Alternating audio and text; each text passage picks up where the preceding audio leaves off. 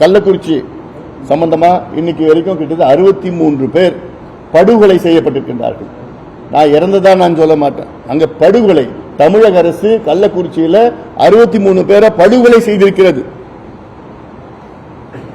தமிழக அரசினுடைய கையாலாகாத தனம்.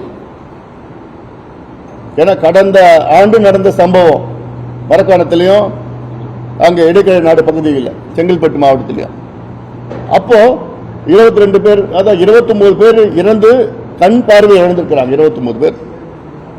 அப்போ இரும்பு கரம் கொண்டு அடக்குவேன் இதெல்லாம் வசனம் பேசினாரு. அப்புறம் விசாரணை வச்சாரு. ஒன்றும் நடக்கல. இன்னும் இப்ப நடக்குது.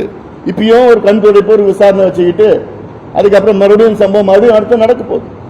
ஏன்னா இது திடீர்னு வந்தது கிடையாது. இதுல எல்லா கிராமத்திலையும் ஊறி இருக்கிறது.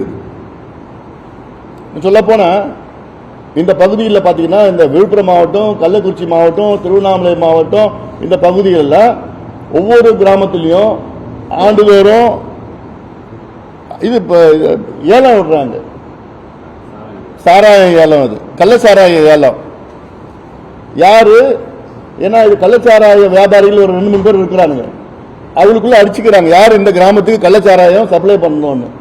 அதனால கிராமத்துறை சார்ந்தவர்கள் எல்லாம் சேர்ந்து ஏலம் விட்டு இந்த ஆண்டு இந்த நபர் கள்ளச்சாராயம் இந்த கிராமத்தில் விற்கலாம் அப்படின்னு ஏலம் விடுறாங்க. இது எல்லா கிராமத்திலும் நடக்குது. அப்போ சரளமா எல்லாத்துக்கும் தெரியுது சரளமா கள்ளச்சாராயம் இருக்குன்னு. என்ன நடவடிக்கை எடுத்தீங்க? 63 பேர் இறந்திருக்கிறாங்கன்னா இது சாதாரண குற்றமா? இதெல்லாம் அதுவும் கள்ளக்குறிச்சி நகரத்தில் காவல் நிலையத்துக்கு இருந்து ஒரு 100 மீட்டர்ல கள்ளச்சாராயம் வித்துட்டு இருக்கிறாங்க. அது ஒரு நாள் இல்ல, தினம் வித்துட்டு இருக்கிறாங்க.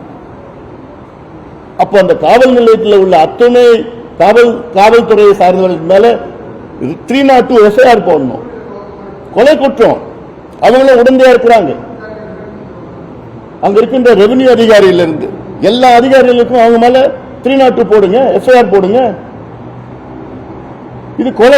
இது ஏதோ கள்ளச்சார சாவுன்னு நான் பார்க்கல. கொலை செஞ்சிருக்கிறாங்க. நடவடிக்கை எடுத்தாதான் அதுக்கப்புறம் பயம் வரும். சும்மா ஒரு கண் துடைப்புக்கு பண்ணிட்டு அங்க இருக்கிற அரசியல்வாதிகள், சட்டமன்ற உறுப்பினர்கள் இவங்க என்ன அளவுக்கு அதில் ஈடுபட்டு இருக்கிறாங்க, யாருக்கு இவங்க பாதுகாப்பா இருந்திருக்கிறாங்க, அதுக்கெல்லாம் சிபிஐ என்கொயரி வேணும். சிபிஐ விசாரணை நடந்தாதான் உண்மை வெளியே வரும்.